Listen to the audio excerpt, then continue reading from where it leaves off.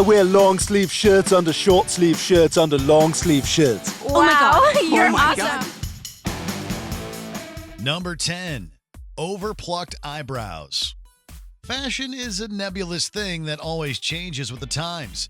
And in the 90s, it was apparently time for overplucked eyebrows. Celebrities like Gwen Stefani, Ginger Spice, and Drew Barrymore, who is perhaps the most famous example, made this trend essential.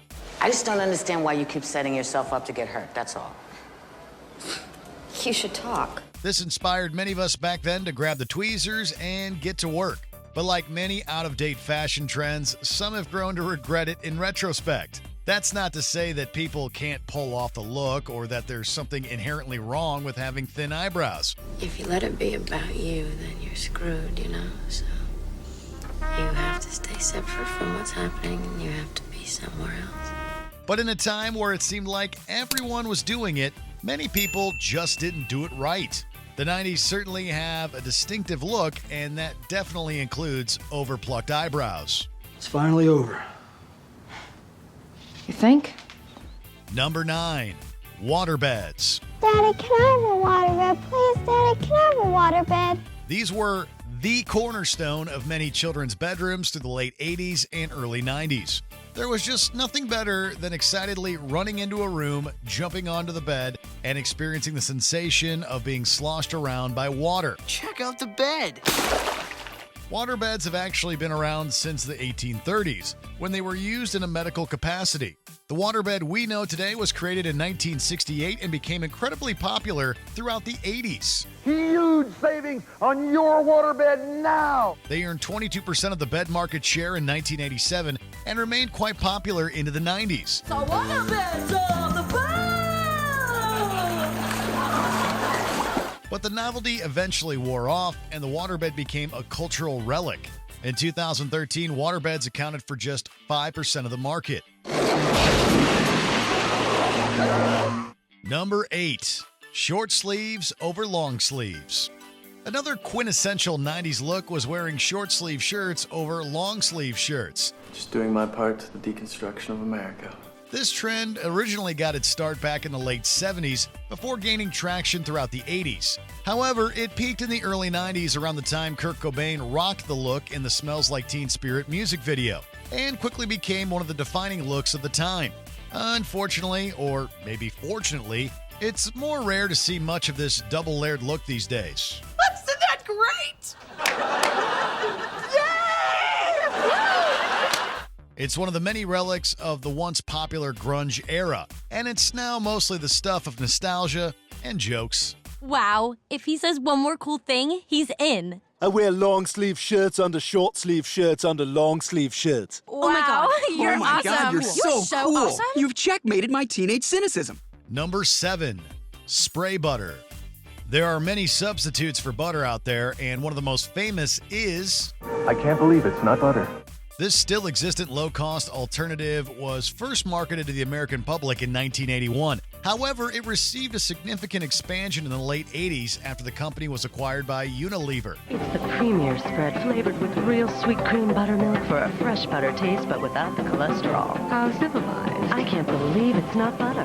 Afterwards, particularly in the 90s, it quickly became trendy and a go-to butter substitute, with the company making a spray version. Introducing an easy new way to enjoy fresh butter taste without any fat or calories. This concoction of vegetable oil, water, and artificial butter flavoring may have been cheaper, but let's not fool ourselves. We can indeed believe the spray is not butter. Number 6. Bowl/mushroom cut. Few looks scream 90s as much as the bowl cut. I'm a person, and my name is Anakin. This simple haircut has strong connotations to the 1960s, owing in large part to the Beatles.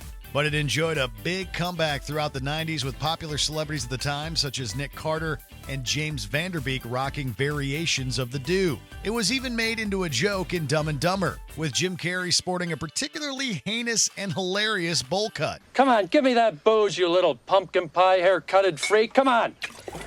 Just take one look inside a yearbook from the 90s, and chances are very high that you'll see at least one kid with those instantly recognizable bangs. Number 5. A lot of body glitter. People loved glitter in the 90s. Why? Why not?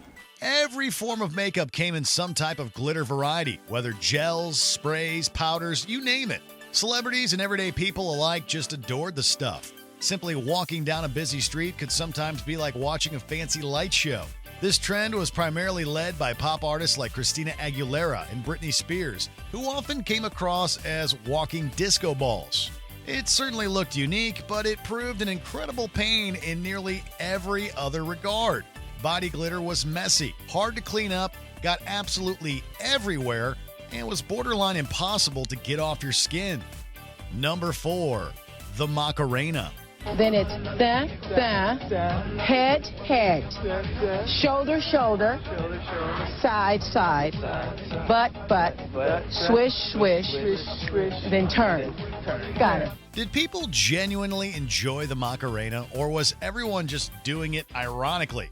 Regardless, the Macarena was the dance of the 90s, and looking back on it is a little cringy. And they're still doing the Macarena here at Yankee Stadium, and I gotta believe there's 50,000 people at the stadium tonight. The dance comes from the song of the same name by Los Del Rio. The Bayside Boys remix spent 14 weeks at number 1 in 1996 and even made its way into that year's Democratic National Convention. Although everyone knows the words and the moves to the dance, no one should necessarily be doing it in the 2020s. Okay, maybe at weddings. Let's leave this in 1996, where it belongs. Please? Number 3. Popcorn shirts. Few turn-of-the-millennium fashion trends are as confusing as the popcorn shirt. Sometimes referred to as magic bubble shirts or scrunchy shirts, these things appeared very tiny until you actually put them on. At that point, they would magically expand to fit your torso. Aside from saving on closet space, there is little to fondly remember about popcorn shirts. They were uncomfortable and felt weird. They also didn't look great, at least from our modern perspective. We guess some people can pull them off. Fortunately, the trend didn't last very long, and popcorn shirts quickly flooded thrift store aisles as people got rid of them. Number 2, crop tops and low-rise jeans.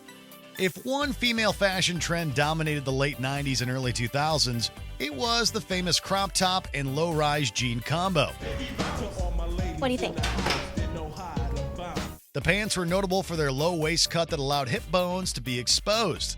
So the combination of short crop tops and low-rise jeans resulted in a sharp uptick of visible midriffs, and the look was everywhere on the verge of the new millennium. But while this combo looked good, it wasn't without its flaws. Many people found low-rise jeans to be uncomfortable and generally impractical as a piece of clothing. Number 1, Y2K. Doug, everyone here is waiting for the same thing, the stroke of midnight. If Y2K proved anything, it's that humans are susceptible to media influence and fearful of technology they don't understand. The famous Y2K scare largely stemmed from the belief that, essentially, the world's computer systems would fail because of the numeric date 2000. This would somehow result in a major glitch that would crash the world's technological ecosystem. Now, the federal government is comparing Y2K to a huge natural disaster, like an earthquake, a hurricane, or a tornado that disrupts people's lives for days, weeks, or maybe even months. Planes would fall from the sky, the stock market would collapse, and city infrastructures would be destroyed. Essentially, the world was going back to the Dark Ages, and an impending apocalypse was coming. It turns out programmers had long before prevented the problem. Mostly, anyway. When the world's calendars flipped to 2000, nothing much happened. The Y2K scare quickly became a punchline, just like the rest of the 90s. Peter, you've been down there all day. I hope you're all ready. Ah! Oh my God! The government is here! Run, E.T., run! The end of the world is coming. Now, come on, get in your radiation suits. Peter, we are not missing a once-in-a-lifetime event because of some wacko doomsday theory. Did you enjoy this video? Check out these other clips from Watch Mojo, and be sure to subscribe and ring the bell to be notified about our latest videos.